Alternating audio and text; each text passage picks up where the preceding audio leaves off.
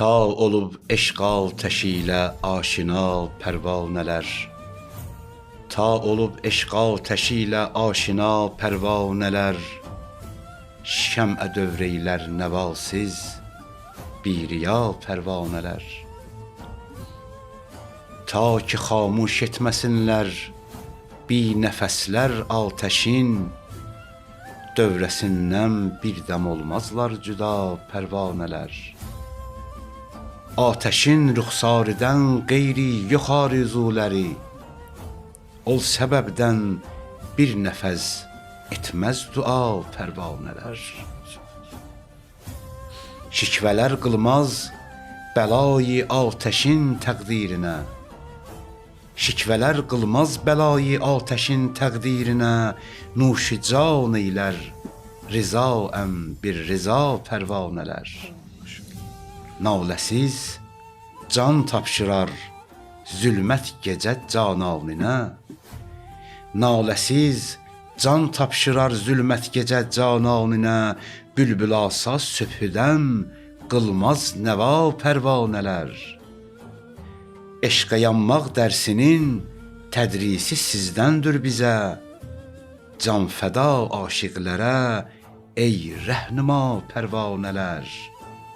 Ey fənai bu fəna mülkün məzəmmət eyləmə. Ey fənai bu fəna mülkün məzəmmət eyləmə. Tapdı fanidə fəna ilən bəqa pərvanələr. Tapdı fanidə fəna ilən bəqa pərvanələr. Bismillahirrahmanirrahim. Salam əziz dəyərli tamaşaçılarımız. Xoş gördük sizi. Qum Danələri verilişimiz yenə efirdədir. Həmişəki kimi qonağımız gözəl alim ruhani ilahiyyatçı Hacı Fariz Xammədlidir. Hacı, xoş gördük bir daha sizi. Çox sağ olun. Biz də sizi xoş gördük. Gələn günləriniz xeyirli olsun. Amin, amin. Hacı, istərdim bir neçə verilişimizi irfan fəlsəfəyə həsr eləyək. Doğrusu tamaşaçılarımız da bizdən xahiş eləyiblər. Və istərdim bugünkü verilişimizi bu sualla başlayım. Tamaşaçılarımız da qeyd eləyirlər, yazırlar. Deyirlər ki, Hacı Fariz bir neçə verilişdə İbn Ərəbidən, Muhyiddin Ərəbidən statlar gətirib. Və niyə? Yəni ona istinad eləyir, nə səbəbə, nə dəlilə? Çox gözəl. Mən də salamlayıram sizi, sizin simavuzda bütün izləyicilərinizi. Allah gələn günlərinizi xeyirli eləsin. Çox gözəl elə bizim üçün də çox gözəl olar ki, əlverişli olar irfan və fəlsəfə mövzusunda danışmaq. Xüsusilə İbn Ərəbi barəsində mən bunu deyim, bir neçə yerdə olub. Hətta mən bir məclisdə olmuşdum, orada İbn Ərəbidən sitat gətirdim. Həzrəti Höccət əleyhissalam barəsində idi.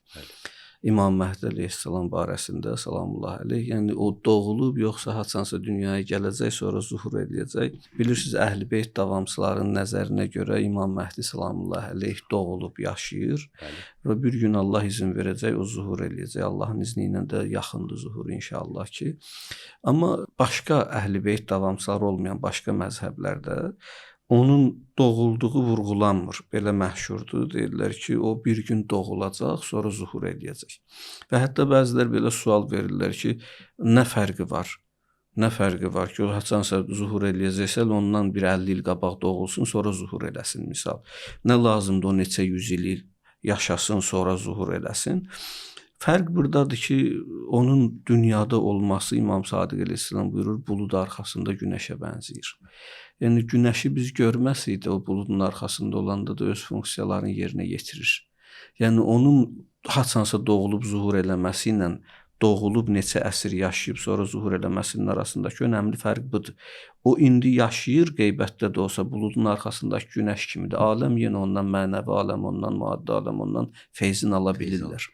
Yəni, onun yoxluğu anlamına gəlməz onun qeybətdə olması. Öz təsirlərini bu aləmə buraxır.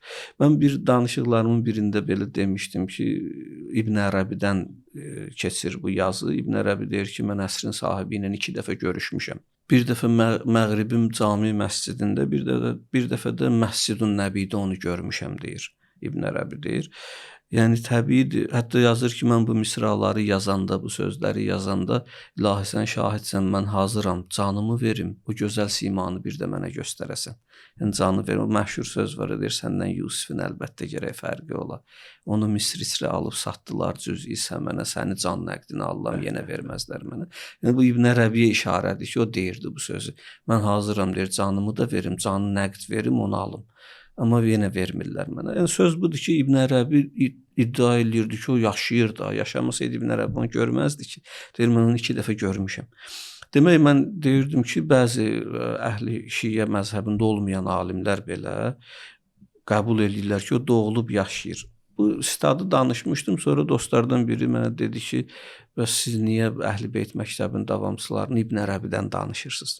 Yəni çox absurd fikirdir də, mən həqiqətən özüm bu fikrinə razı deyiləm.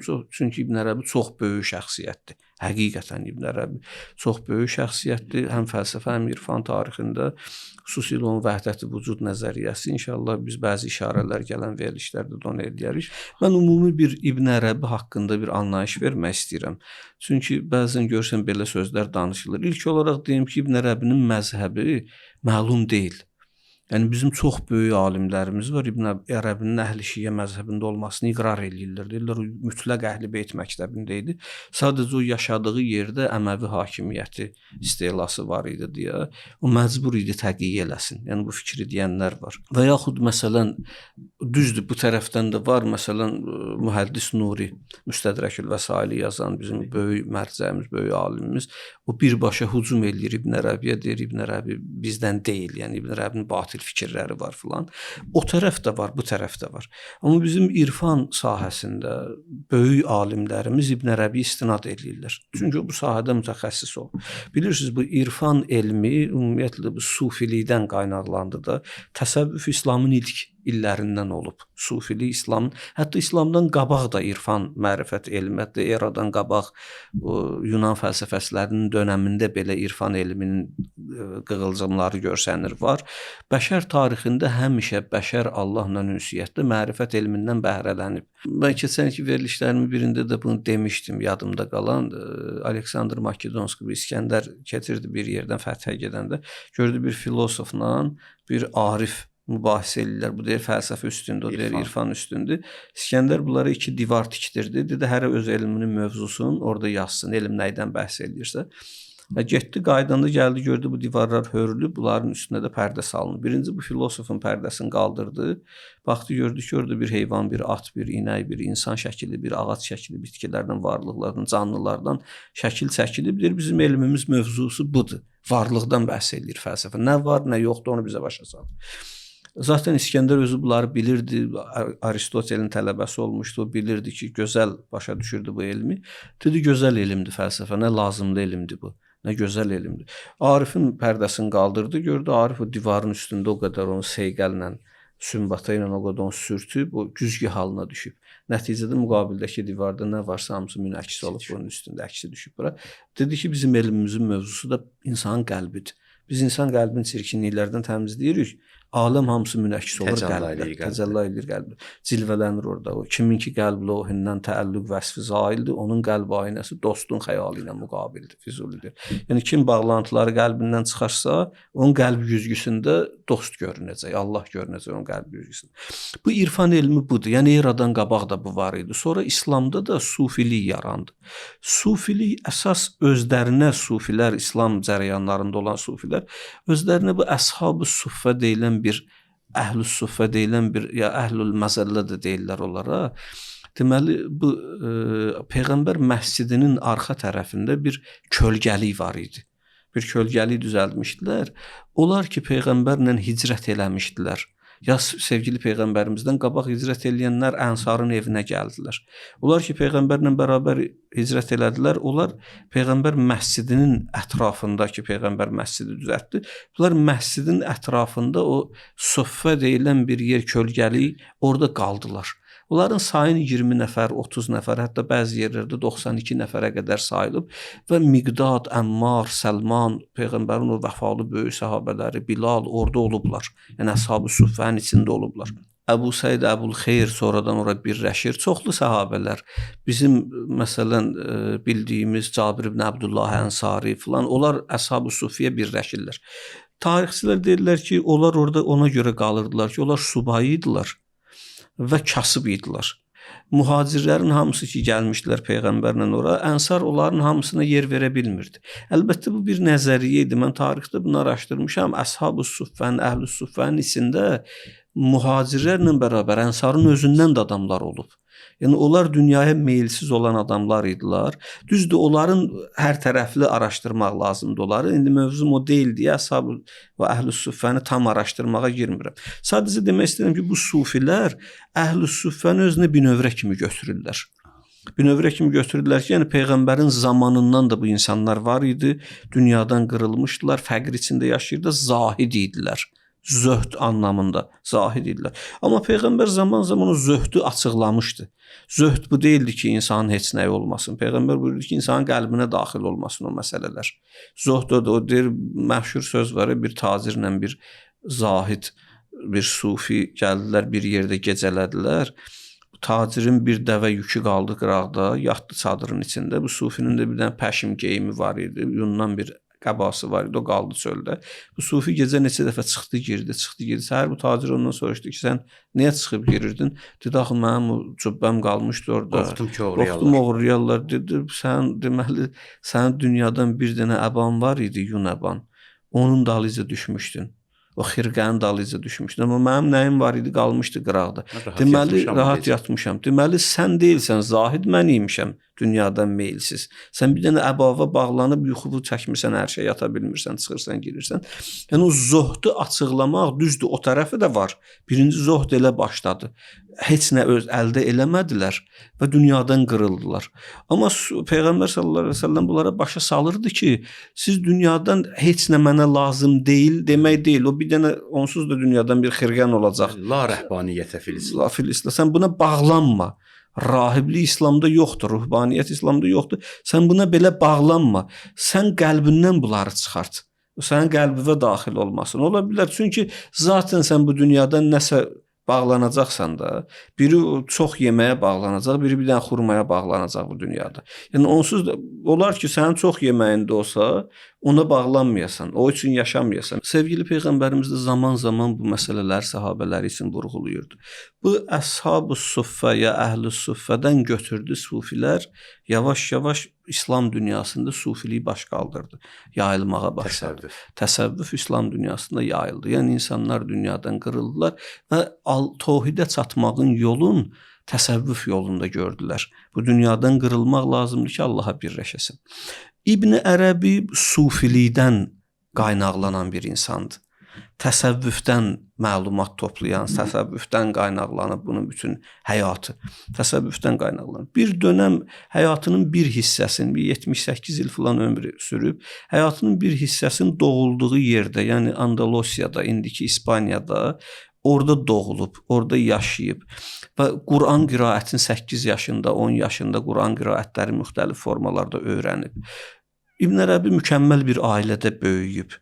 Dindar bir ailədə böyüyüb, zahid bir ailədə böyüyüb, sufiliyə meyilli bir ailədə böyüyüb və ömrünün səhv eləmirəmsə 30-35 ilin Andalusiyada yaşayıb, doğulduğu yerdə, indiki İspaniyada yaşayıb, sonra oradan Dəməşqə, Suriyaya köçür.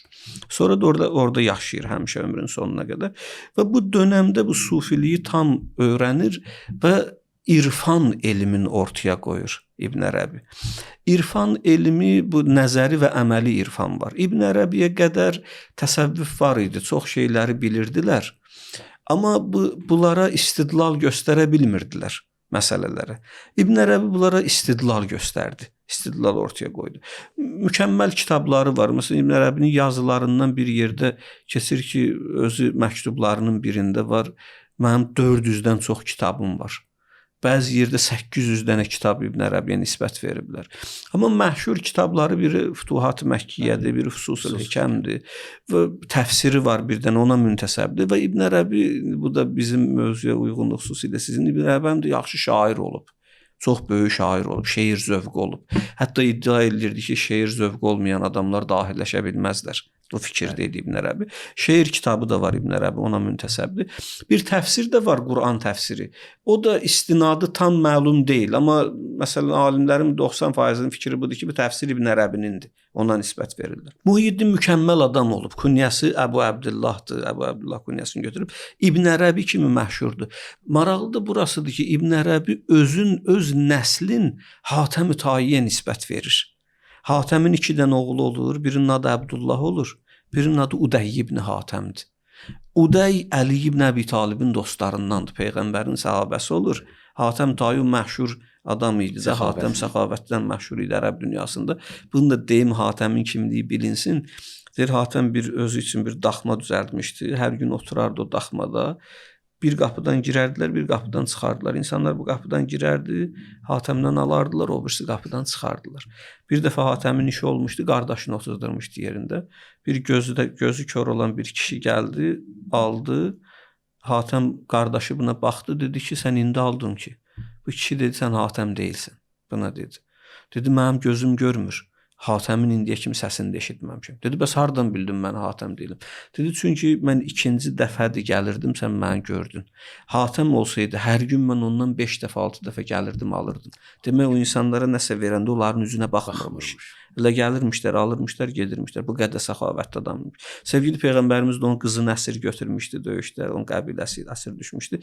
Peyğəmbərə dedilər ki, Hatəmin qızı buradadır. Peyğəmbər onu azad elədi. Qız getdi, qardaşına danışdı ki, bu başqa kişidir. Bu göy adamıdır, bu yer adamı deyil Rəsulullah. Sonra o gəldi, iman gətirdi. Peyğəmbər səhabələrindən oldu. Bütün savaşlarda İmam Əli əleyhissalamın yanındaydı. Cəməldə, Siffeyində, Udəy ibn Hatəm. Onun bir qardaşı da Əbdullahdır. Deyirlər, bu Əbdullahın nəslindəndir. Özü iddia edir ki, İbn Ərəbi, mən o Hatəmə birləşirəm Əbdullahın vasitəsilə. Öz babalarının da adını deyir. Yəni, bunlar sabit qədəm bir nəslin nümayəndəsidir. Yəni, heç vaxtı belə bir ingilislərdə bir söz var. Deyirlər, ziyalı o adama deyirlər ki, onlar belə deyirlərdi. Deyirlər, bizim üçün ziyalı o adamdır ki, ən azından onun 7 babası yazma, oxuma bilsin, ən azı. Da əgər 7 babada kəsilərsə, sənin bir atan, bir baban, o böyük babanın savadlı olmağı sənin ziyalı olmağın anlamına gəlməz.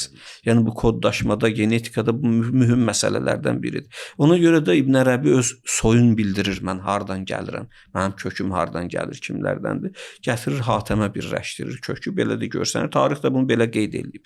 İbn Ərəbi mükəmməl bir insan idi. Və bizim, məsələn, Henry Corbin, mən dünən Henry Corbin'dən Sohravardi haqqında danışanda bir fikir səsləndirmişdim. Henry Corbin bir Fransalı bir adamdır, şərqşünasdır.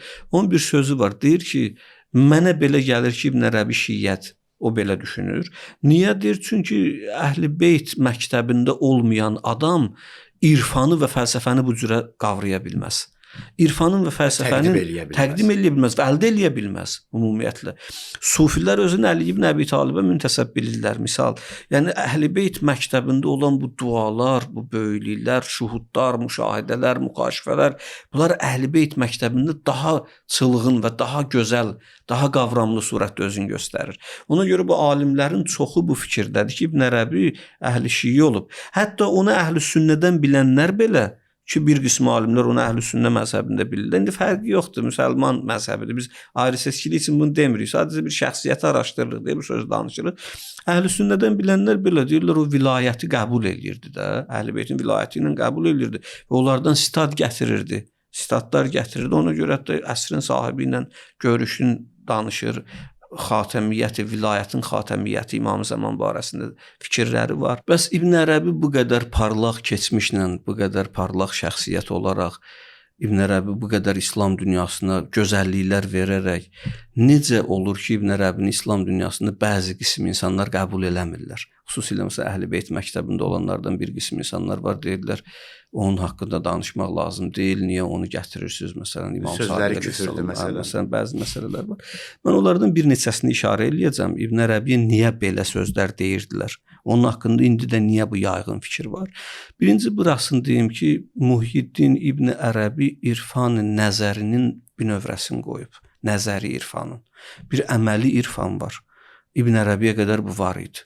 İnsanlar bilirdilər ki, mənim şeyxim mənə deyib ki, bunu belə elə, mən də onu elə eləyirəm və gedirəm qarşı. Məqsədə çatıram. Amma niyə belə eləyir, səni göstərmirdilər. İbn Ərəbi niyəlikləri göstərdi müşahidə ilə, mükaşifə ilə, Quranla, hədislə, sünnə ilə bəzi məsələləri ortaya qoydu. Xüsusilə İbn Ərəbi bu vəhdəti vücud nəzəriyyəsini ki, İbn Ərəbi ortaya atıb, bu çox sualların cavabını vəhdəti vücud məsələsini İbn Ərəbi həll elədi. İndi bizdə bir vaxt olsa bir dəfə də ona Allahın izni ilə zaman ayırarıq. Deməli İbn Ərəbi bu məsələlərin çoxuna aydınlıq gətirdi. Məsələn, təriqət, şəriət. Təriqət var idi, sufilikdə də, irfanda da təriqət var. Bir yollardır ki, biz o yolların vasitəsilə gedirik məqsədə çatırıq, həqiqətə çatırıq. Təriqət o yollara deyilir. Şəriət isə fiqhi qanunlardır, Allah tərəfindən göndərilib. İbn Ərəbi və başqa alimlərin iddiası budur ki, təriqətlə şəriət eynidir həqiqət yolunda. Biz müşahidə ilə, mükaşifə ilə nəyi tapmışıqsa, şəriət də zaten bizə o qanunları gətirib. Nə gözəl olar ki, biz müşahidəmizlə şəriət qanunlarını uyğunlaşdıraq və həqiqəti tapaq, təvhidi tapaq, təvhidin kunhuna, zatına, kökünə yetişək. İbn Ərəbi bunları, bir də burada fəlsəfi məktəb var, fəlsəfə var. Fəlsəfə bunları sübut və dəlil yolu ilə göstərməyə çalışan bir elmdir. İrfan, müşahidə və mükaşifə yolu ilə mən belə gördüm, mənim üçün belə kəşf oldu, mənim üçün belə açıldı, öz mükaşifələrini deyir. Fəlsəfə isə elmi yollarla, məsələn, faktlarla, sübutlarla bizə göstərir ki, həqiqətə çatmağın yolu budur, belə getmək lazımdır. Bəs İbn Ərəbi bu qədər gözəlliklər İslam dünyasına bəxş eləyibsə, niyə İbn Ərəbini bəzi adamlar qəbul eləmədi? Bəzi fikirləri var idi, xüsusilə Əhl-i Beyt davamçıların fikrinin üst-üstə düşmürdü. Məsələn, İbn Ərəbi Fironun bağışlanıb dünyadan getməsinin tərəfdarıdır. Məsələn, Fususda İbn Ərəbi bunu bəhs eləyir. Deyir ki, Yunus surəsində ki, Firon barəsində, qərq olması barəsində danışılır. Deyir, orada Firon qərq olmamışdan qabaq dedi ki, mən Bəni İsrailin iman gətirdiyi Allaha iman gətirirəm. Allaha demir, sitayiş elədikləri məbuda, sitayiş elədiklərinə ayə belə keçir ki, mən onların iman etdiklərinə iman edirəm. İbn Ərəbi deyir ki, o orada Allah onu bağışladı, o dünyadan getdi. Çünki o Allaha iman gətirdi. Bizim alimlərin böyük əksəriyyəti yekdil surətdə bu fikirdədirlər ki, Fironun imanı orada qəbul olunmadı. Niyə? Əllamə Təbatabai deyir, çünki o ayədə və yaxud 91-ci ayədə, 92-ci ayədə, Yunus surəsində gedir ayələr, Firon barəsində danışılan ayələrdə deyilir ki, o elə ki, ədrakəhul qaraq, o qərq olunmaq astanasında idi. Qərq olan vaxtı belə bir söz dedi. Əllamə deyir, özü də demədi, mən Allaha iman gətirirəm. Allah sözün dilinə gətirmədi. Dedi, Bəni İsrail ki, iman eləyiblər, ona iman eləyirəm mən də. O orada qərqdən nicat tapmaq üçün, qurtulmaq üçün ondan istifadə elədi. Və Quranın başqa ayələri birbaşa sübutdur ki, insan o vaxtda ölüm ayağında yaxud qərq olan vaxtı təhlükəni ciddi surətdə hiss eləyib, başqa çıxış yolum yoxdur və Allahı tam surətdə o vaxtı tanıyır, ona iman eləmək istəyir, o iman qəbul deyil. Əllamə deyir ki, o orada da düz iman gətirmədi. O orada da demədi ki, Allah, hətta bizdən İmam Rıza əleyhissalamdan hədisdə keçir. İmam Rıza əleyhissalam deyir, Firon qərq olan vaxtı Musaya baxdı. Sanki gözləri ilə Musaya yalvarırdı ki, mən xilas elə. Amma İmam Rıza buyurur ki, Musa onu xilas eləmədi. Musa üst çevirdi, getdi. Sonra deyir, Allah Musaya dedi ki, Musa, sən bilirsən onu niyə xilas eləmədin? Çünki onu sən yaratmamışdın. Əgər o halda da bizə təvəssül eləsəydi, bizə tərəf dönsəydi, biz onu xilas eləyərdik. Düz dönsəydi sözü var, düz dönsəydi. Deməli, o orada da Allaha düz dönmür. Orada da Allahın adın küdurətindən dilinə gətirmir. Deyir ki, Bəni İsrailin iman elədiyinə iman eləyirəm. İbn Ərəbinin bu fikri bizim böyük alimlərin fikrinin üst-üstə düşmür. Üst-üstə düşmədiyinə görə alimlər onu qınayırlar. Deyirlər, Fironun imanına və təvhidinə sən qail olmusan. Sən deyirsən, Firon bağışlandı, dünyadan getdi. O halda ki, Firon deyirdi, mən də sizin böyük Allahınızam, Allahlıq iddiası edirdi. Bir ömür insanları Allahdan uzaqlaşdırmışdı. Hər nəydən əli kəsiləndən, əli üzüləndən sonra artıq bilirdi, mən heç bir şey əldə eləyə bilməyəcəm. Həmən vaxtı iman eləmək istirdi. Zaten Quran təsdiqləyir ki, bu vaxtın imanı imanı qəbul deyil. Axı hətta belə də keçir ayədə, elə Yunus surəsində. Axı indi iman gətirmək vaxtıdır. Sən belə insanları yoldan azdırdın. İndi iman gətirmək istəyirsən, indi iman eləmək istəyirsən. Təbii də Allah onun imanını qəbul eləmədi. İbn Ərəbi nə əsasla bu sözü deyirdi? O əsas çox da məchuldur da bizim üçün, məlum deyil. Buna görə və bu qəbildən olan bir sıra məsələlərə görə alimlərimiz İbn Ərəbiyə hücum eləyirlər bu məsələdə və deyirlər ki, İbn Ərəbi batil fikirdədir. Hacı icazə versəydi verilişimizin sonuna gəlib yaxınlaşmışıq. İnşallah bu barədə gələn verilişlərimizdə bir də qayıdarıq bu söhbətə. Allahın izni. Əlbəttə, bəli, o məsələlər ki, dedim bizim alimlərlə İbn Ərəbi arasında ixtilaflı məsələlər var. Onlardan bir neçəsini işarə eləyərik Allahın izni. Təşəkkür edirik Hacı. Allah razı olsun. Çox sağ olun, var olun. Əziz dəyərli tamaşaçılarımız, verilişimiz sona çatır. Gələn görüşlərə də sağ salamat qalın inşallah.